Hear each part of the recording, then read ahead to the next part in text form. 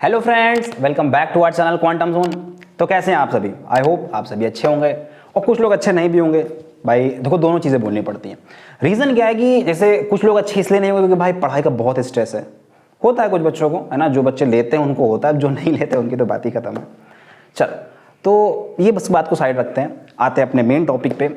तो जनरली जैसा कि मैं मोशन एंड 1D पढ़ा रहा हूँ इस चैनल पे, है ना, तो जिसमें से मेरे ख्याल से 9 लेक्चर कंप्लीट हो चुके हैं, है ना। 9 या 10 लेक्चर कंप्लीट हो चुके हैं अप्रॉक्सीमेटली। मैंने देखा नहीं लास्ट वीडियो कितनी पड़ी है, क्योंकि दरअसल मेरा काम यही रहता है कि मैं वीडियोज़ लेक्चर बनाता हूँ, कार्तिक सर बनाते हैं आपके, फिर दोनों में बैठ के एडिट करता हूँ। मतलब मेरा काम ज़्यादा रहता है थोड़ा, तो ख्याल नहीं रहता। तो उसके लिए मैं माफ़ी चाहूँगा। देख लेना कौन सा 9th लेक्चर है, 10th लेक्चर है। चल, और दूसरे एक और दिक्कत हो गई है मेरी आंख में। अगर आप लोगों को दिख रहा होगा तो इस जगह देखिए, पता नहीं इसको अब आप लोग की भाषा में क्या बोलते हैं, बिरनी बोलते हैं, बिल्ली, पता नहीं कुछ तो बोलते हैं। वो दूध पीने वाली बिल्ली नहीं यार, है ना, बिरनी कुछ ऐसे करके बोलते हैं, कुछ होता है। अब दर्द तो हो रहा है, लेकिन मैंने कहा टाइम खाली है तो आप लोगों के लिए एक लेक्चर बना दिया जाए, है ना। चलो, तो जैसे कि हम लोगों ने पिछले लेक्चर में क्या देखा था कि जनरली इक्वेशंस देखी हमने, देखो ग्राफ देखा, ठीक है, इक्वेशंस देखी, और पिछले जस्ट लेक्चर में इक्वेशन ऑफ काइनेमेटिक्स देखी थी, है ना। काइनेमेटिकल एनालिसिस कैसे करता है, कितनी काइनेमेटिक्स इक्वेशन होती है ना, कैसे कुछ एक्सेलरेशन, यूनिफॉर्मली एक्सेलरेटेड बॉडी अगर है तो उसके रिगार्डिंग कुछ पॉइंट्स वगैरह देखे थे। आज के इस लेक्चर में हम लोग देखने वाले हैं जनरली कि मोशन अंडर ग्रेविटी, जैसे कार्तिक सर आप लोगों को पढ़ा भी रहे होंगे ग्रेविटेशन। जिसने नहीं देखा देख लेना, नहीं देख रहे हो भैया क्या कर रहे हो, अगले साल फिर जाइए देना है, देख लो देख लो, तुम्ही लोगों का फायदा होगा। एक टॉपिक बढ़िया से पढ़ाया गया है, मैंने पढ़ा है motion in 1D, Kartik sir पढ़ा रहे हैं आपके ग्रेविटेशन। अब इसके बाद मैं मोशन इन 2D चालू करूंगा, प्रोजेक्टाइल मोशन, बढ़िया से टाइम ऑफ फ्लाइट एंड सब कुछ देखेंगे, वहाँ बात करेंगे, ज़्यादा लंबा नहीं खींचेंगे इस लेक्चर को। तो आज जनरली हम लोग, मैंने फिर से मैं बोल रहा कि हम लोग देखने वाले हैं मोशन अंडर ग्रेविटी, यानी फ्री फॉल कंडीशन। याद करो जब मैं तुम लोगों को पढ़ा रहा था एक्सेलरेशन, स्पीड, है ना, ये सब वेलोसिटी में चेंज होता है, कैसे आता है कि जब मैग्नीट्यूड डायरेक्शन चेंज होती है, तो मैंने प्रोजेक्टाइल मोशन का नाम लिया था, मोशन अंडर ग्रेविटी का नाम लिया था। तो मोशन अंडर ग्रेविटी के आज जनरली इस लेक्चर में बात करेंगे। What is free fall, free fall होता क्या है, ठीक है। तो चलो कॉपी पेन निकाल लो, हेडिंग लगाओ, तो आज का लेक्चर स्टार्ट करते हैं।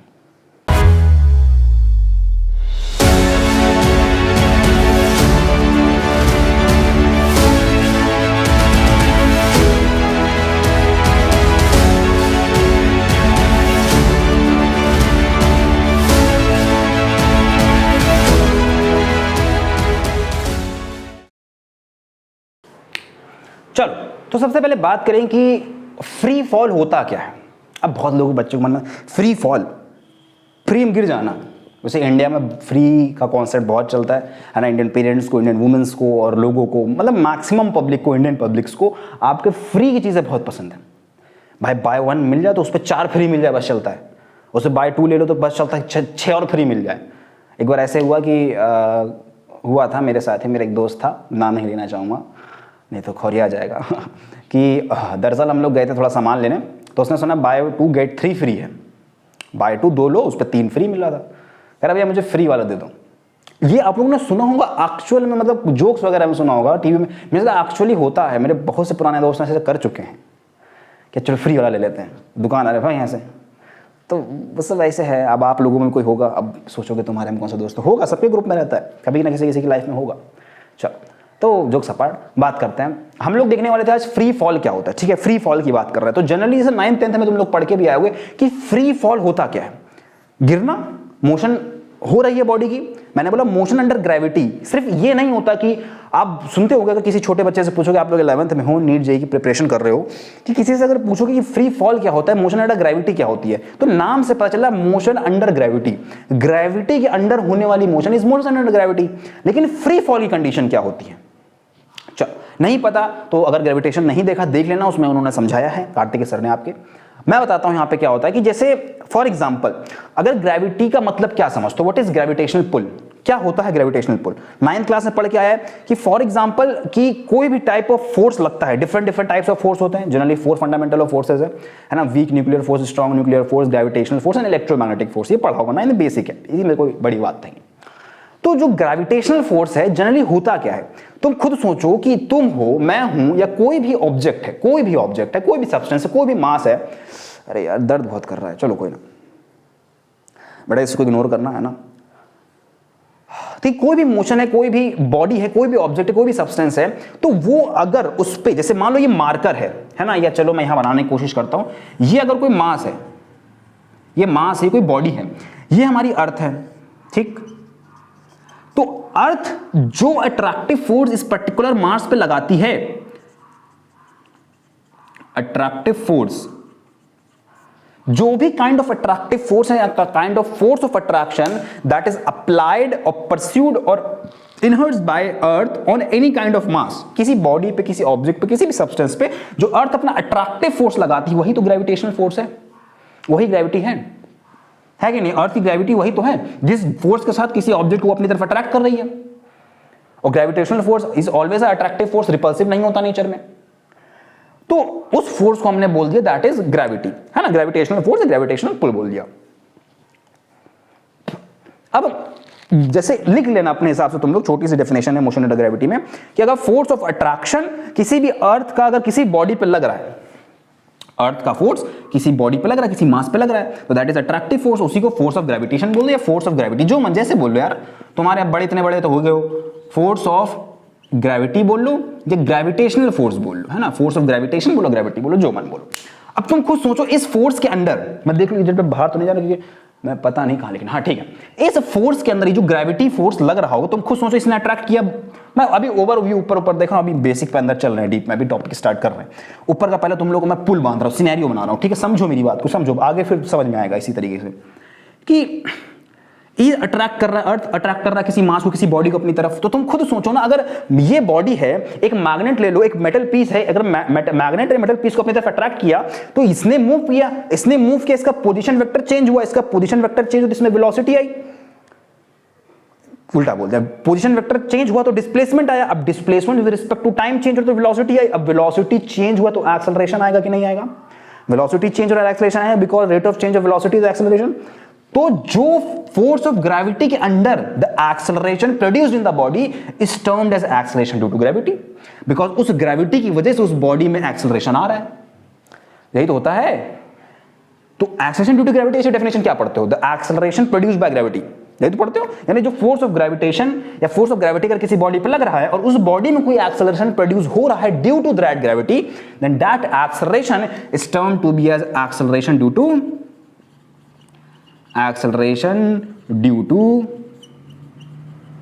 ग्रेविटी। यही तो होता है कि नहीं होता है? ठीक है, अब इसी में अगर बात करें तुम खुद सोचो, सिर्फ इसी को फ्री फॉल नहीं कहते, free fall is a different kind of phenomena. Free fall होता क्या है? बचपन में तुम लोगों ने पढ़ा होगा, मैंने भी पढ़ा, सबने पढ़ा है कि अगर या ऐसे सोचो कि कोई भी बॉडी है, ठीक है, उसका कोई भी मास हो, कोई भी शेप हो, कोई भी साइज हो, मैं उसकी बात नहीं कर रहा हूं, ठीक है। अगर कोई बॉडी है तुम्हारी, ठीक है, कोई भी साइज है, कोई भी वेट है, कोई भी कंपोजिशन है, जनरली अर्थ के पास, ये फैक्ट पढ़ा होगा, अर्थ के पास अगर कोई साइज है बॉडी का, कुछ भी हो, शेप कुछ भी हो, कॉम्पोजिशन कुछ भी हो, तो अगर अर्थ के सरफेस के पास अगर उसको सेम हाइट से ड्रॉप करोगे तो उसमें same kind of acceleration produce होता है। क्या मैंने बोला कि near the surface of earth अगर एक्सेलरेशन ड्यू टू ग्रेविटी किसी बॉडी में लग रही है तो एयर रेजिस्टेंस अगर एब्सेंट है, ठीक है, तो बॉडी का साइज कुछ भी हो, वेट कुछ भी हो, वो अर्थ के सरफेस के पास सेम एक्सेलरेशन से फॉल करता है। इस पॉइंट को मैं लिखवा भी दूंगा, ठीक है। पहले मैं इसको मिटा दूं, इसे मिटा देता हूं। एक्सेलरेशन ड्यू टू ग्रेविटी को जी से डिनोट करते हैं, सबको पता है, ठीक है। अब मैंने क्या बोला कि अगर बॉडी का कुछ भी साइज हो, कुछ भी शेप हो या कुछ भी कॉम्पोजिशन हो, देखो बेटा मैं लिखवाऊंगा नहीं ज्यादा, क्योंकि देखो लिखने को तुम तमाम गूगल पढ़ा, तमाम बुक्स पढ़ी हैं, तमाम नोट्स पढ़े, तमाम तुम्हें डीपीपीस, तमाम ऑनलाइन बहुत सारा कंटेंट मिल जाएगा लिखने को। अब मैं भी यहाँ तुम्हें यूं करके लिखवाऊंगा तो कोई सेंस नहीं बनता है। मैं यहाँ तुमको समझाने आया हूँ, कॉन्सेप्ट पकड़ना, तुम्हें कॉन्सेप्ट पकड़ना है।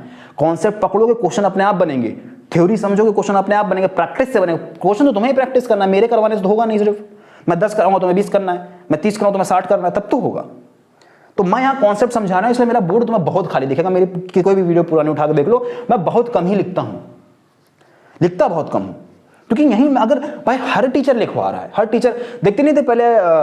अगर छोटे क्लास में कोचिंग वगैरह जाते होगे तो देखते होगे, बेटा बैठ जाओ, सब बैठ जाओ, हाँ अब फोटोसिंथेसिस इज अ प्रोसेस लिखो, सब लोग लिखो। ये वो वाला सेंस नहीं है। स्कूल में भी आज के टाइम में बहुत से टीचर ये करते हैं, मैंने देखा, मैं भी पढ़ा हूँ स्कूल में। हमारे स्कूल के टीचर वैसे करते थे कि आ जाएंगे बस कुर्सी बैठ जाएंगे पीछे, हाँ बेटा लिखो व्हाट इज ग्रेविटी, लिखो ग्रेविटी इज अट्रैक्टिव फोर्स। लिखने का सेंस नहीं, समझाना मेन, इसलिए मेरे उसमें तुम्हें लिखा बहुत कम मिलेगा।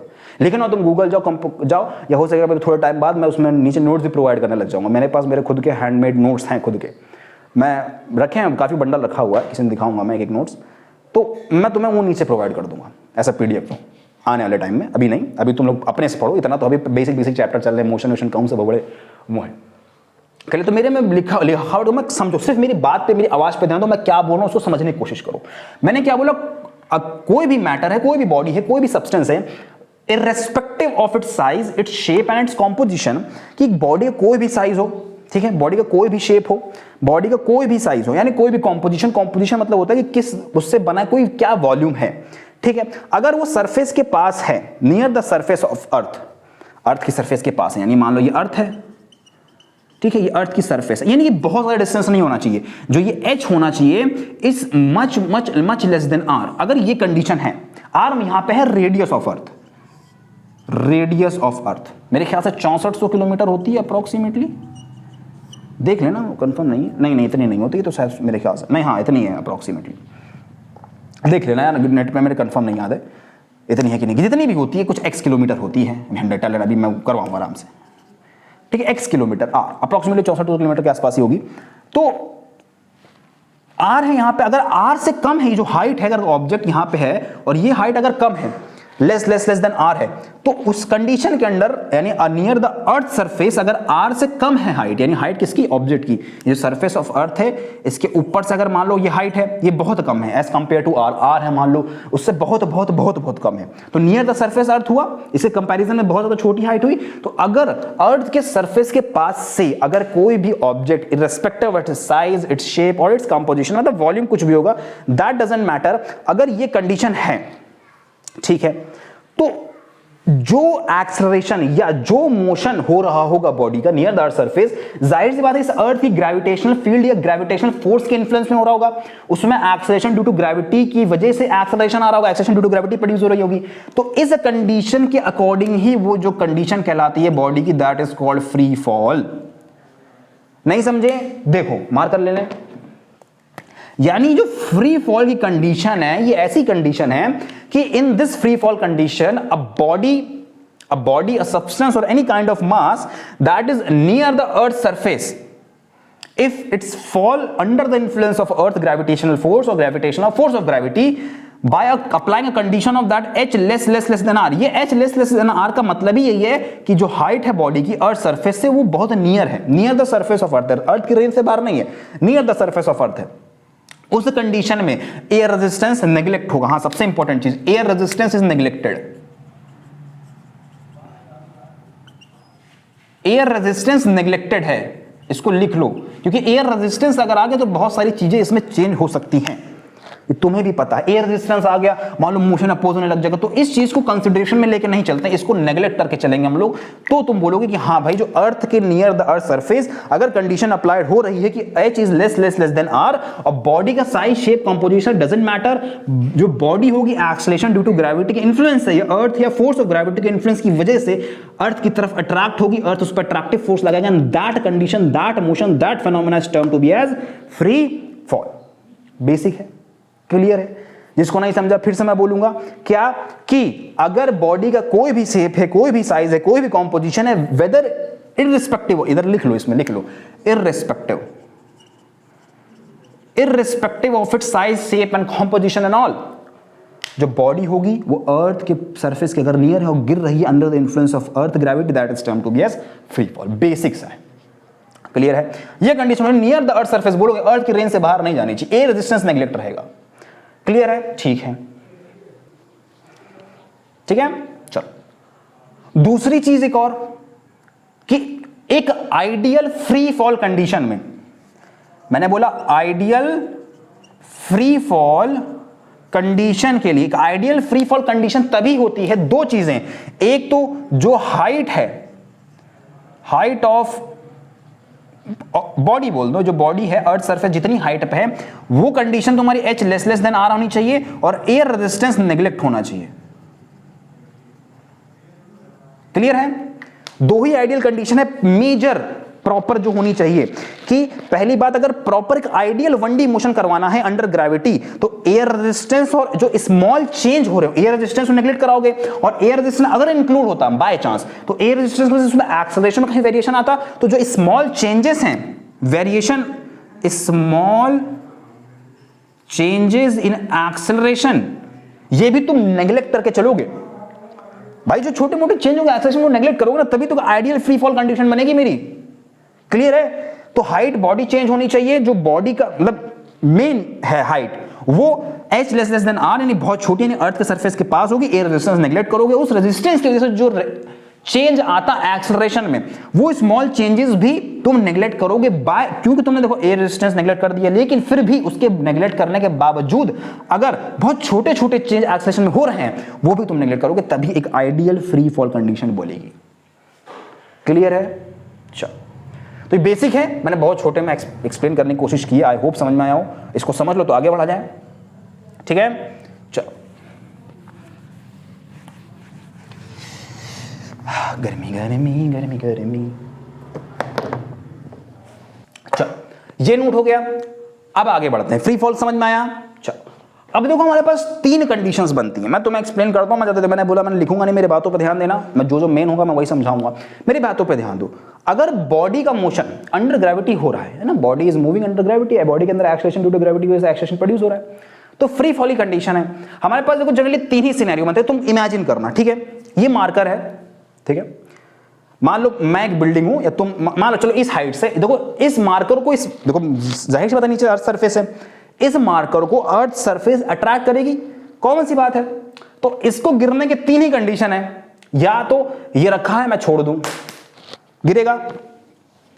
पहली कंडीशन ये हो कि मैंने बस जस्ट ड्रॉप किया, इफ अ बॉडी और this marker is dropped, just drop हुई तो मतलब इनिशियली ये रेस्ट पे था, u0 हुआ तो जस्ट ड्रॉप हुआ, पहली कंडीशन। दूसरी, मैं इसको कुछ नीचे, जैसे ये, अब पहली कंडीशन तो ये थी, मैं अब इसको कुछ फोर्स लगा के फेंकूंगा, यानी अब रुकी थी, अब मैंने इसको हाथ से फोर्स लगाया, यानी कुछ एक्सटर्नल फोर्स लगाया, एक्स्ट्रा इंपैक्ट, एक्स्ट्रा फोर्स लगा के फेंका। देखो मार्कर का ढक्कना भाग गया, एक सेकंड बेटा। तो दूसरी कंडीशन समझ में आई कि दूसरी कंडीशन क्या हुई, पहली कि मैंने जस्ट ड्रॉप किया, दूसरी मैंने कुछ फोर्स लगा के फेंका, और तीसरी कंडीशन ये होगी कि मार्कर है, मैंने ऊपर फेंका फिर ये नीचे गया, मैंने इसको ऊपर फेंका फिर नीचे गया, यानी इनिशियल रेफरेंस पॉइंट से एक अपवर्ड मोशन वेलोसिटी प्रोवाइड कर दिया और फिर नीचे आया। ये 3 मेजर कंडीशन होंगी कि नहीं होगी किसी बॉडी को अंडर ग्रेविटी मूव करने की, फॉल करने की, फ्री फॉल के लिए। मुद्दा क्लियर है? तो पहले उसमें से सबसे पहला केस देखते हैं, ब्लैक से खाए लिखते हम, रेड से लिखें, यानी if a body is dropped from some height, सिर्फ ड्रॉप की गई है, क्लियर है? यानी इनिशियल वेलोसिटी क्या होगी, initial velocity that is 0। Clear है? बाहर तो नहीं जा रहा? नहीं, बहुत बढ़िया।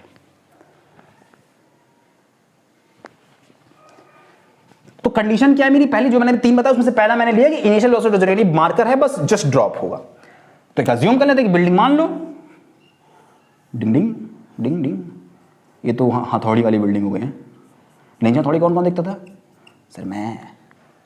इस पे तुम खड़े हो, पप्पू मान लो, गुल्लू मान लो, मेरे बहुत सारे कैरेक्टर्स हैं मेरे पीछे पुराने वीडियोस में, वो भी घूमी पे गए, वो अभी घूम रहे हैं, घूम के आ जाएंगे तो मैं उनको फिर से बुला लूंगा, फिर से काम में आ जाएंगे। तो इसमें अभी एक है, एक बच्चा है कि चोमू, क्या नाम है, चोमू, नया दोस्त है मेरा, ठीक। अब मैंने क्या बोला, body is drop from some height, just drop की गई, यानी इसने, चोमू ने एक बॉल फेंकी, ठीक। इस बॉल की जाहिर सी बात है जो इनिशियल वेलोसिटी थी वो 0 होगी, क्योंकि रेस्ट जस्ट फेंका गया, इनिशियल ड्रॉप किया गया है। तो अब क्या क्या कंडीशन बनेगी ये जानो।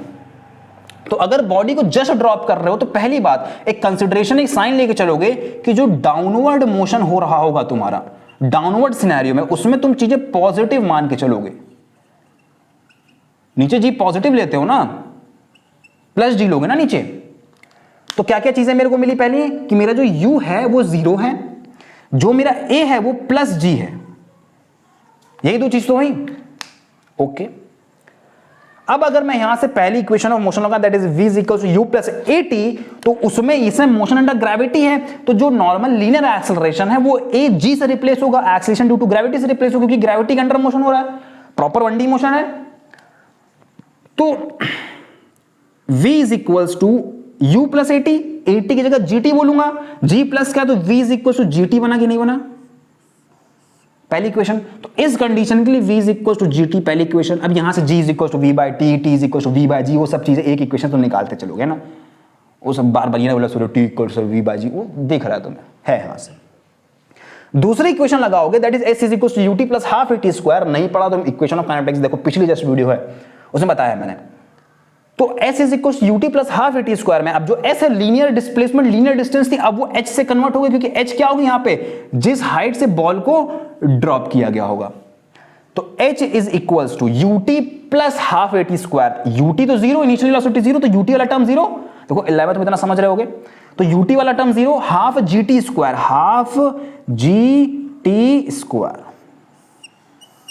बेसिक इक्वेशन है, ये सब 9th में भी पढ़ा होगा यार, लेकिन मैंने फिर भी रिवाइज कराना मेरा काम है, दोबारा पढ़ लो कोई दिक्कत नहीं होगी, ठीक है। h is equal to half gt square. तीसरी इक्वेशन उठाओ that is v square is equal to u square plus 2as, तो u स्क्वायर वाला टर्म जीरो, तो क्या बन गया यहां से v square is equal to 2as, a की जगह g, h, s की जगह h, तो 2gh। क्लियर है? तो यहां से एक v square is equal to 2gh, तीसरी इक्वेशन। तीनों क्लियर हैं? देखो तीनों क्लियर हैं। ये 9th क्लास में बेसिक्स तुम पढ़ के भी आए हो कि v is equal to gt होता है, h is equal to half gt square and v square is equal to 2gh। इतना क्लियर है? ठीक। अब जिसने पुरानी वीडियो नहीं देखी जाके देखते हो, equation of kinetics fourth equation भी सिखाई थी, क्या थी तुम्हारी, Sn is equal to u plus a by 2n minus 1, यही थी। इसको अगर मैं कन्वर्ट करूं इसमें, तो hn is equal to u वाला टर्म जीरो, क्योंकि इनिशियल वेलोसिटी जीरो है, a tends to g by 2n minus 1। तो एक इक्वेशन और निकली that is hn is equal to g by 2n minus 1, where g is acceleration due to gravity. Clear है? चलो, तो ये होगी, ये सारे फॉर्मुलेस बनेंगे तुम्हारे चारों इक्वेशन ऑफ मोशन से, जब किसी बॉडी को जस्ट ड्रॉप किया जाएगा, इनिशियल वेलोसिटी जीरो होगी इस बॉल की। चोमू ने कहा, चोमू तो था, उसने बोला चल फेंक, अब बोला ठीक मैं फेंकूंगा, ठीक छोड़ दे। तो ये पहली कंडीशन थी, समझ में आया? बहुत बेसिक है, कोई ज़्यादा हाई फाई नहीं है, इतना 11th में और इतना तो 9th की चीजें पता ही होंगी। ठीक, नोट कर लो इसको। दूसरा कंडीशन चले, हो गया? चल, अब इसी में लगे, हाँ चलो ग्राफ भी देख लेते हैं, है ना, graph between displacement time, velocity time and acceleration time.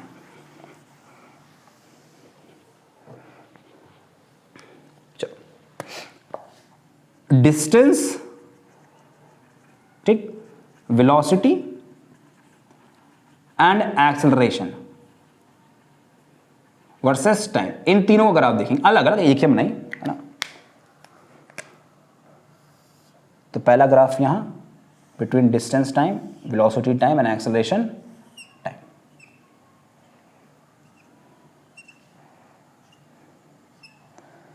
Origin origin origin एक साथ में बनाने की कोशिश करूंगा।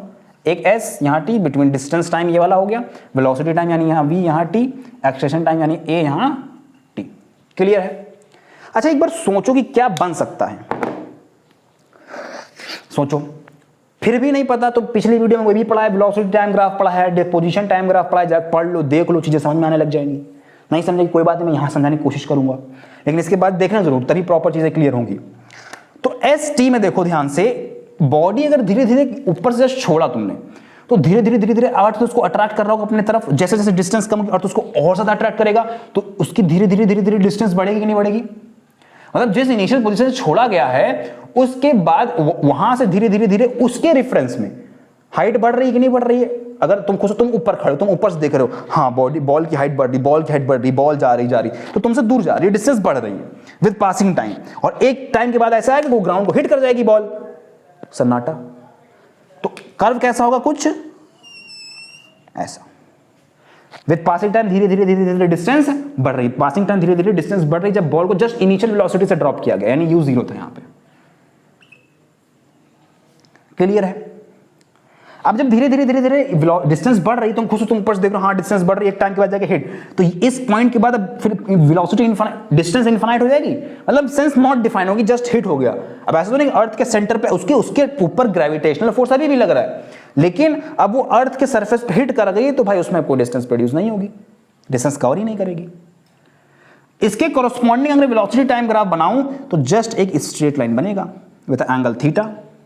और वेलोसिटी टाइम ग्राफ में तो पढ़ा है, नहीं पढ़ा तो देख लो पिछली वीडियो के वेलोसिटी टाइम ग्राफ में जो थीटा है, जो स्लोप है, वो क्या देता है? एक्सेलरेशन देता है। लीनियर की बात कर रहा हूं, हम लोग मोशन अंडर ग्रेविटी पढ़ रहे हैं, फ्री फॉल, तो a टेंड्स टू g, यानी g दे देगा tan थीटा या tan थीटा दे देगा g, यानी स्लोप का इस कर्व, ये जो स्ट्रेट लाइन है इसका स्लोप निकालो, tan थीटा निकाल लो, वही तुम्हें g दे देगा। ठीक है, अब देखो यहाँ थीटा कांस्टेंट है, वेलोसिटी में तो थीटा वो कांस्टेंट है, acceleration due to gravity constant रहेगी।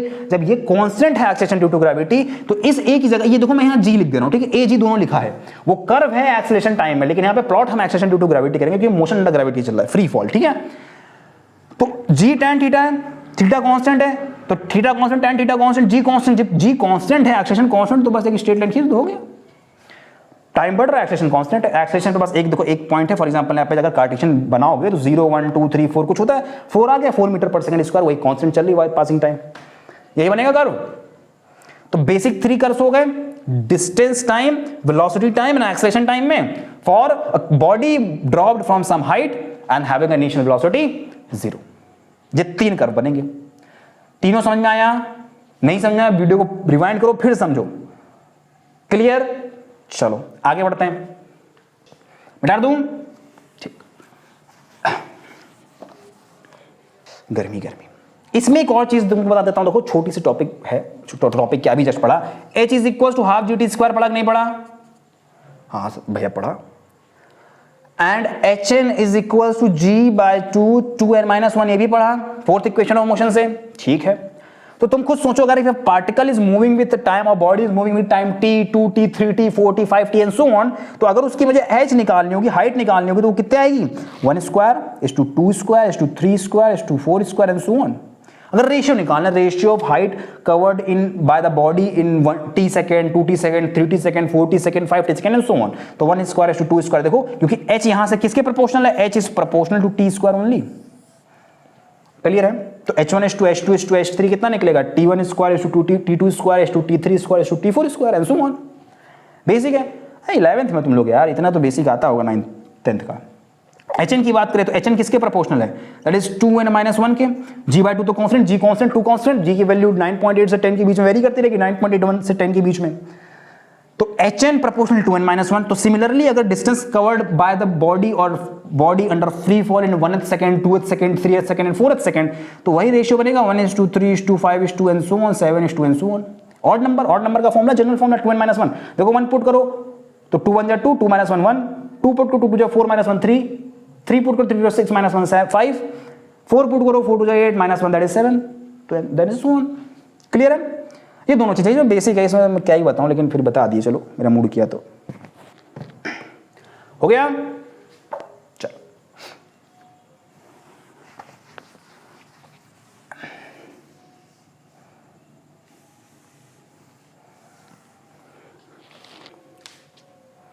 अब इसमें चेंज कर लो हल्का सा, ड्रॉप्ड की जगह लिखो projected from some height. Body is projected, मैं ब्लैक से लिख रहा हूं, देखो जो चीज चेंज की है, प्रोजेक्टेड फ्रॉम सम हाइट या projected vertically downward, vertically downward. देखो मैंने पूरा लिखवाता, मैं बहुत कहूँ लिखने का बड़ा सेंस, टाइम देखो वेस्ट होता है, बट मैं टाइम नहीं वेस्ट करना चाहता हूँ। जल्दी से आओ, वीडियो खोलो, देखो कॉन्सेप्ट समझो, छनाछन करो। तुम लोग 1-1 2-2 घंटे के लेक्चर देखते हो, लिख रहे, क्या मतलब है यार? कॉन्सेप्ट समझो, नहीं है मतलब, जिसको नोट्स प्रॉपर बनाना वो भी मतलब है बिल्कुल, वो फिर 1-1 2-2 घंटे की लेक्चर, जिसको प्रॉपर एकदम डिफाइंड में डिटेल में चाहिए। कार्तिक सर आपके 1-1 2-2 घंटे की वीडियो वो इसी पर्पस से बनाते हैं कि बच्चों को अगर टॉपिक खोले तो उसको सारा वो सब ग्रैब करके जाए, एकदम निचोड़ के जाए, छूटे ना पाए कुछ। और मेरा थोड़ा तरीका अलग है, मैं चाहता हूं तुम लोग अपने से मेहनत करो, चीजें करो, अपने से नोट्स बनाओ, ढूंढो। मेरा सिर्फ काम है कॉन्सेप्ट समझाना, बाकी नोट्स तुम यहाँ बनाओ, प्रॉपर शॉर्ट नोट्स बनाओ, पापा बनाओ। तो if a body is projected vertically downward from some height with some initial velocity, अब u जीरो नहीं है, कुछ इनिशियल वेलोसिटी के साथ इसको ड्रॉप किया गया विद सम इनिशियल वेलोसिटी, अब u कुछ दे दी गई है। अभी भी मैं डाउनवर्ड का जो कंडीशन है वो पॉजिटिव मान के चलूंगा, डाउनवर्ड जो मैं एक्सेलरेशन लूंगा वो मैं पॉजिटिव ही लूंगा, ठीक है। चलो अब वही फिर सेम अज्यूम, अब इसमें बस इक्वेशन ऑफ मोशन ही लगेंगे, यानी v is equal to u plus g t, a t की जगह पहली इक्वेशन ऑफ मोशन, क्योंकि हम अभी इनिशियल वेलोसिटी मान रहे हैं, पिछले में u जीरो था, v is equal to g t निकला था। Second equation that is h is equal to u t plus half g t square, second equation u माना है, u इनिशियल वेलोसिटी के साथ फेंका है तो u कंसीडर होगा, बाकी इक्वेशन सेम है। v square is equal to u square plus 2gh, ठीक, ये तो हो गई तीसरी इक्वेशन। चौथी पे आ जाए that is hn is equals to u plus g by 2 2n minus 1, ये हो गई फोर्थ इक्वेशन। क्लियर है चारों इक्वेशन? बस इसमें यही है, क्योंकि जब कंसीडर तुमने इनिशियल वेलोसिटी कर ली तो अब उसमें जहां जहां u को पिछले में छोड़ा था वहां ले लो बस। बाकी इक्वेशन ऑफ मोशन तुम्हें चार पता ही, 9 में पढ़ी नहीं पढ़ा तो पिछले लेक्चर देख लो, उसमें बताया है। क्लियर है? चलो रब कर दूं।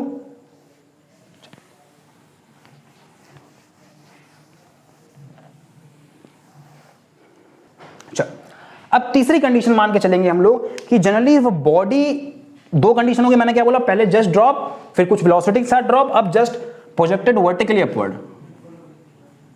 If a body is projected vertically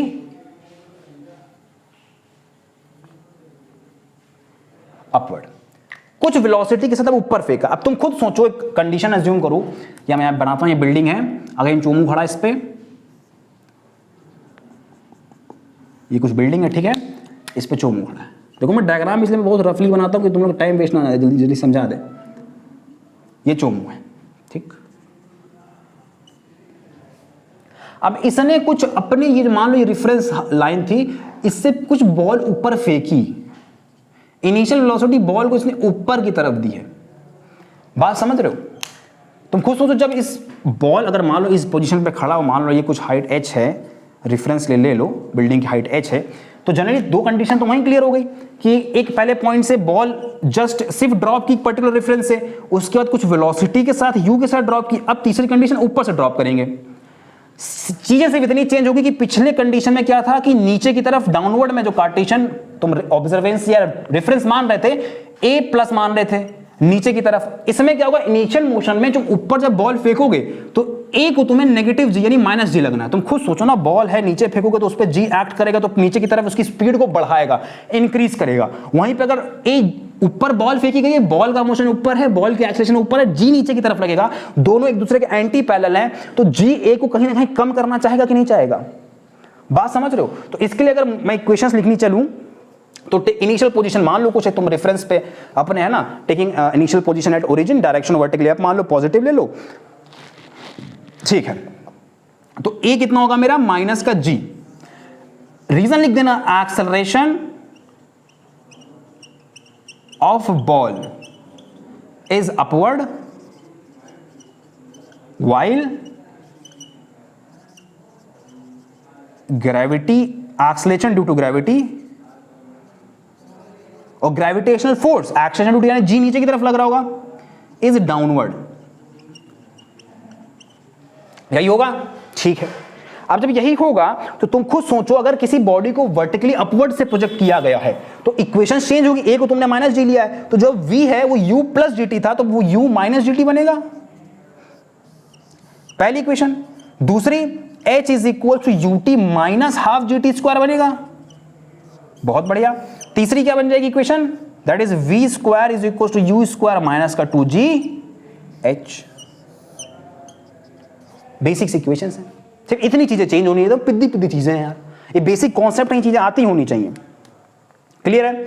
देखो फोर्थ इक्वेशन फिर छूट गई। फोर्थ इक्वेशन देखो, जनरली वो चीज जल्दी काम आती नहीं तो मैं भी भूल जाता हूं। hn is equal to u minus का g बाय 2 2n माइनस 1, ये हो गई फोर्थ इक्वेशन। क्लियर है? तो बस ए जी के ए माइनस जी हो गया, पिछले में प्लस जी था क्योंकि नीचे आ रही थी तो प्लस जी लग रहा था। अब बॉल ऊपर है तो ये माइनस जी नीचे की तरफ, दोनों एंटी पैरेलल है तो जी माइनस कंसीडर करोगे क्योंकि एक्सेलरेशन ऑफ बॉल ऊपर है, जी नीचे लग रहा है तो जहां जहां जी था वहां माइनस रख दो। पिछले वाले में यू के साथ फेंका गया था तो जिस फर्स्ट कंडीशन में जब यू को जीरो माना था तो v इक्वल टू जीटी आया था, s equal to half g t square आया था, v square is equal to g h आया था। उसमें जहां जहां यू को नेग्लेक्ट किया वहां वहां यू पुट करना है, और इस वाले में पिछले में जहां जहां जी प्लस लिया इस वाले में माइनस लेना है। इतनी सी बात है। क्लियर है इतना? नोट कर लो इसको। चल नोट हो गया, मिटा दे भैया। अब हाँ, इसी में जैसे अब मान लो तुम पॉइंट मैक्सिमम ऊपर पहुंच जाओ, मैक्सिमम हाइट अटेन ही पूछा जाता है इसमें, मैं जस्ट स्किप हो गया दिमाग से। मैक्सिमम हाइट अटेन पूछते हैं कितना मैक्सिमम हाइट अटेन है, तो लिख लो फॉर मैक्सिमम हाइट। ठीक, अब मैक्सिमम हाइट की कंडीशन क्या होगी? वो top most point velocity zero. मैंने क्या बोला, जैसे ये मार्कर है, तीन कंडीशन से फेंका है तो जस्ट देखो, जस्ट ड्रॉप कर दिया था ऐसे, जस्ट ड्रॉप। ठीक, दूसरी कंडीशन क्या कि इसको कुछ वेलोसिटी के साथ नीचे फेंका। तीसरी जस्ट इन अपवर्ड फेंका, फिर ये नीचे आई। तो अपवर्ड की कंडीशन में क्या होगा? टॉप तक देखो, जैसे मैंने ये फेंका ऊपर तक है, जिस टॉप मोस्ट पॉइंट तक पहुंची होगी वहां पे कुछ तो वेलोसिटी जीरो हुई होगी, एक सेकंड के लिए रुका होगा, जस्ट फॉर एन इंस्टेंट, कुछ भी पॉइंट 0.00001 सेकंड के लिए रुका, लेकिन रुका होगा। तो उस पॉइंट पे जाके जीरो हुई, वो जस्ट जीरो होने के बाद ही तो नीचे आई होगी। क्लियर है? तो टॉप मोस्ट में v जीरो, तो जो जो इक्वेशंस थी मेरी v is equal to u plus minus g t, यही थी पहले, तो इसमें से तुम्हारी v जीरो हो गई, तो u कितना है यहां से? u is equal to g t आया। ठीक, अभी मैं ग्राफ ही प्लॉट करवा रहा हूं।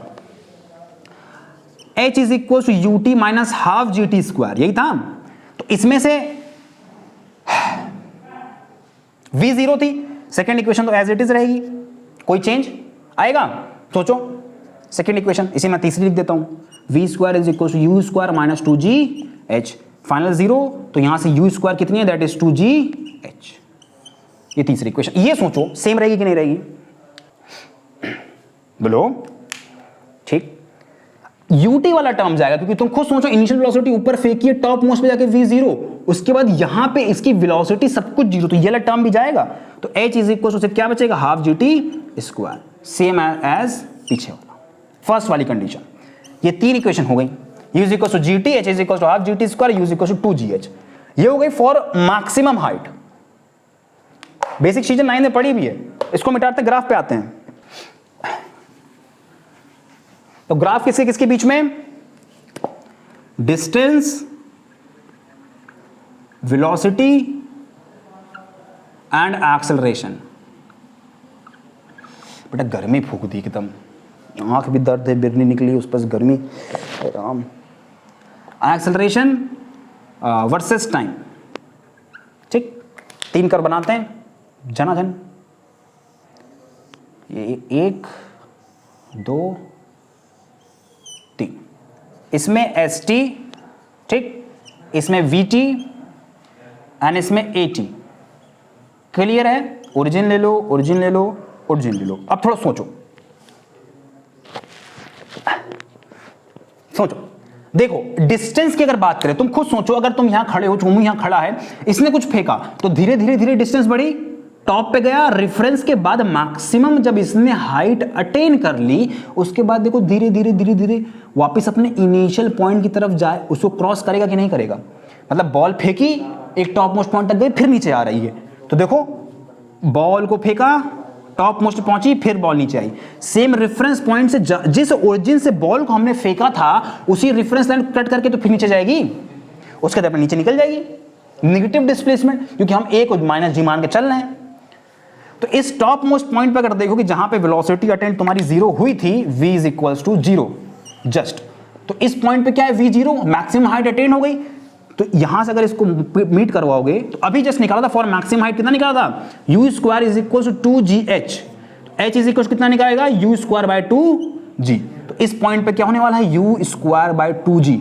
ये इसका इंटरसेप्ट है, यानी y एक्सिस पे ये पॉइंट कहां कट कर रहा होगा? u स्क्वायर बाय टू जी पे, जो मैक्सिमम हाइट अटेन थी। और उसके बाद जस्ट इस पॉइंट पे इनिशियल पॉइंट है, इनिशियल पॉइंट पे वेलोसिटी कितनी आई थी? u इज इक्वल्स टू, अभी कितना निकाला था? v is equals to u minus g t था, ये टर्म जीरो, तो v u is equals to g t, t कितना आएगा? u बाय जी। क्लियर है? दोनों पॉइंट समझ में आए? G square by 2g and u by g. Ball देखो धीरे धीरे ऊपर बड़ी बड़ी बड़ी पॉइंट पे पहुंची, बॉल बड़ी बड़ी बड़ी पॉइंट पहुंची, उसके बाद नीचे। बेसिक ग्राफ है। ओरिजिन से देखो, इसके लिए बात करें, ये थोड़ा मैंने ग्राफ टेढ़ा मेढ़ा बन दिया है, ऐसे नहीं बनेगा, एक कर्व ऐसे, एक लाइन ऐसे, ठीक। ये वेलोसिटी एक्सिस, ये ओरिजिन, ये टाइम। अब देखो पार्टिकल यहां से मूव करना स्टार्ट किया ऐसे, तो जाहिर सी बात है ये पॉइंट कुछ यहां पे ऐसे इंटरसेप्ट बना रहा होगा, ये पॉइंट यहां बना रहा होगा। तो ये वाला जो पॉइंट, अच्छा ये ग्राफ सोचो ऐसा क्यों बना, सोचो, तुम खुद सोचो ना, वेलोसिटी बढ़ रही है, एक पार्टिकल की वेलोसिटी गई, वापस सेम जो टाइम रेफरेंस एक्सिस थी उसी को तो हिट करके नीचे जाएगी, तो देखो नीचे चली गई। इस पॉइंट पे u बाय जी होगा, that is this time. Reference line पे पहुंची थी, इसी पॉइंट पे जहां से बॉल फेंकी गई थी वहीं पे तो ये टाइम यहां से u बाय जी निकलेगा, v is equal to u minus g t में से, क्योंकि v जीरो हो जाएगा फाइनल वेलोसिटी मैक्सिमम हाइट के लिए। तो यहां पे आ गई, उसके बाद नीचे चली जाएगी तो क्या बन जाएगी, टाइम वापस नीचे जाने लग जाएंगे। टाइम नेगेटिव नहीं होगा, ये सेंस नहीं होगा, टाइम नेगेटिव मान के चलोगे तो टाइम नेगेटिव नहीं होगा। ये कितना देगा, दैट इज 2u बाय जी, नहीं तो आएगा। अरे भाई u is equal to 2gh निकाला था, तो अगर मैं इसको निकालूं तो यहां से 2 टाइम्स 2u बाय जी। पूछो कहा है 2u बाय जी, अरे जितना पॉइंट ये u बाय जी था इस पॉइंट से, तो जस्ट इसका डबल ही तो कवर करेगी। ये पॉइंट जो यहां पे इसका इंटरसेप्ट बनेगा, ये point, this is 2u by g होगा कि नहीं, u बाय जी तो यहीं पे था, अगेन एक u बाय जी, क्योंकि इनिशियल फाइनल पॉइंट पे पहुंचने के बाद बॉडी पे वेलोसिटी जीरो, तो जितना कवर जितना गई ऊपर उतना ही तो नीचे आई, जितना बॉल ऊपर गई उतना ही तो नीचे आई। ये पेन जितना ऊपर जाएगा मैक्सिमम हाइट अटेन करने का उसी पॉइंट पे तो आएगा। ये पॉइंट बॉल कितना गई ऊपर आई, तो ये दोनों हाइट सेम होगी। तो अगर एक लाइन के लिए u बाय जी लग रहा है रेफरेंस पॉइंट तक, तो पूरे के लिए कितना लगेगा, इस पॉइंट तक 2u बाय जी लगेगा, नहीं लगेगा।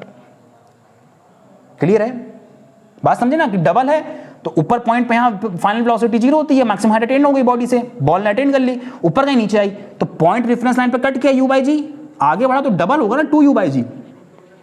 क्लियर, ठीक है।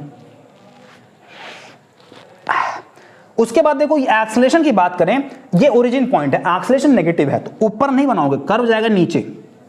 वेलोसिटी में देखो थीटा कांस्टेंट है, थीटा कांस्टेंट है, एक्सेलरेशन भी कांस्टेंट रहेगा, तो टाइम में तो एक्सेलरेशन कांस्टेंट बट नेगेटिव रहेगा, क्योंकि हमने ए क्या माना है, नेगेटिव माइनस का जी माना है, या माइनस जी है, ये ना जी की एक्सिस है, प्लस जी या माइनस जी।